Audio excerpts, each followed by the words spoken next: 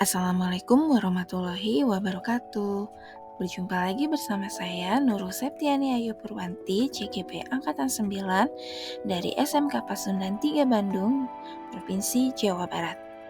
Di sini saya akan memaparkan koneksi antar materi modul 2.1 mengenai pembelajaran berdiferensiasi. Apa itu pembelajaran berdiferensiasi? Pembelajaran berdiferensiasi adalah usaha guru untuk menyesuaikan proses pembelajaran di kelas untuk memenuhi kebutuhan belajar individu murid. Menurut Tomlinson, dalam kelas yang mengimplementasikan pembelajaran berdiferensiasi, seorang guru melakukan upaya yang konsisten untuk merespon kebutuhan belajar murid. Lalu, bagaimana cara untuk dapat melakukan pembelajaran berdiferensiasi di kelas? Agar dapat melakukan pembelajaran berdiferensiasi, maka sebagai guru harus yang pertama adalah memahami tujuan pembelajaran, melakukan manajemen kelas yang efektif, mengetahui dan merespon kebutuhan murid, melakukan penilaian berkelanjutan, serta menciptakan lingkungan belajar yang mengundang murid untuk belajar. Berkaitan dengan kebutuhan belajar murid, maka guru harus memahami 3 aspek berikut. Yang pertama adalah kesiapan belajar atau readiness. Yang kedua, minat murid. Yang ketiga, profil belajar murid. Kesiapan belajar murid. Kesiapan belajar murid mengharuskan guru untuk menilai pengetahuan awal, menentukan apa yang telah murid ketahui dan di mana murid berada. Yang selanjutnya adalah minat murid. Minat setiap murid pasti akan berbeda-beda. Minat adalah salah satu motivator penting bagi murid untuk terlibat aktif dalam proses pembelajaran. Profil belajar murid didasari oleh 4 faktor. Yang pertama adalah lingkungan.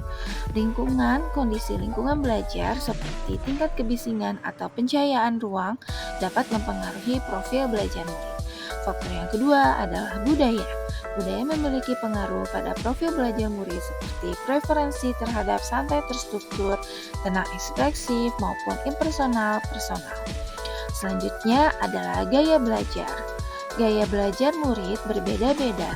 Ada yang senang belajar sambil mendengarkan musik atau auditori. Ada juga yang senang belajar melihat berbagai gambar atau visual. Ada pula yang belajar sambil bergerak atau kinestetik. Selanjutnya adalah kecerdasan majemuk. Kecerdasan majemuk adalah konsep penilaian kecerdasan seseorang dengan melihat pada beberapa tolak ukur kemampuan. Kecerdasan setiap anak bersifat unik dan belum tentu dapat ditemukan sama.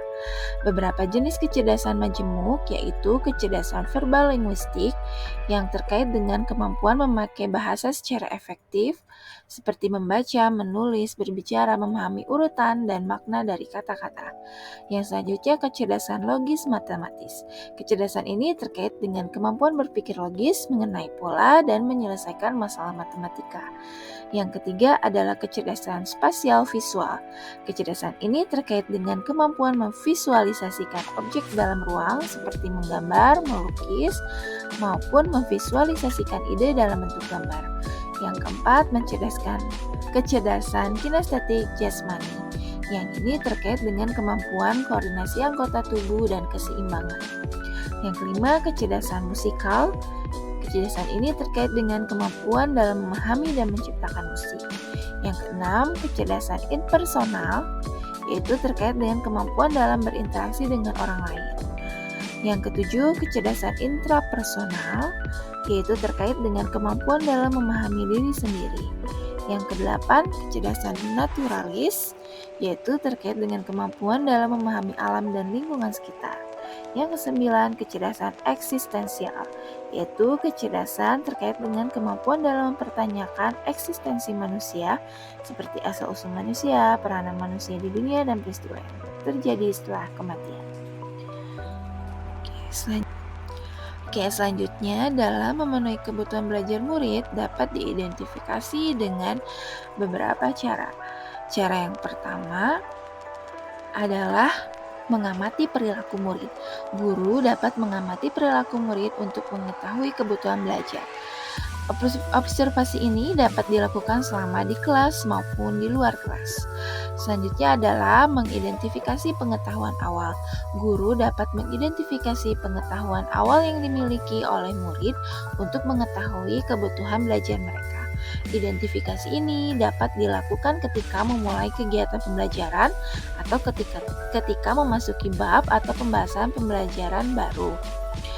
Selanjutnya adalah mereview dan melakukan refleksi terhadap praktik pengajaran. Guru dapat mereview dan melakukan refleksi terhadap praktik pengajaran untuk mengetahui kebutuhan belajar murid. Yang selanjutnya adalah berbicara dengan guru murid yang sebelumnya. Guru dapat berbicara dengan guru murid sebelumnya untuk mengetahui kebutuhan belajar murid. Selanjutnya adalah membaca rapor murid di kelas sebelumnya. Dengan membaca rapor murid di kelas sebelumnya, kita dapat mengetahui kebutuhan belajar murid yang dibutuhkan pada proses pembelajaran selanjutnya.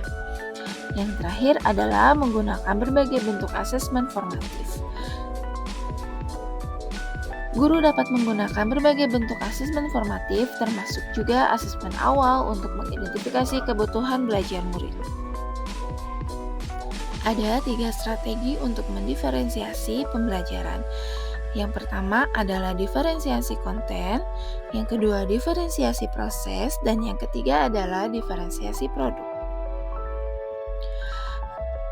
Diferensiasi konten berkaitan dengan apa yang kita ajarkan seperti materi, konsep, atau keterampilan yang perlu dipelajari berdasarkan kurikulum.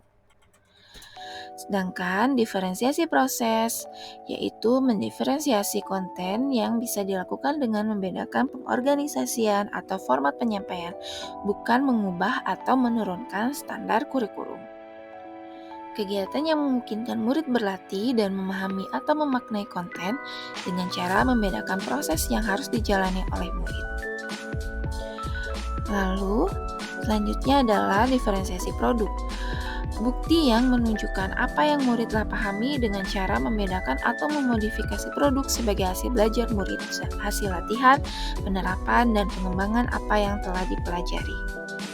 Dengan modul-modul yang lainnya, dari yang telah saya pelajari, keterkaitan pertama yaitu antara modul 1.1 dengan modul 2.1.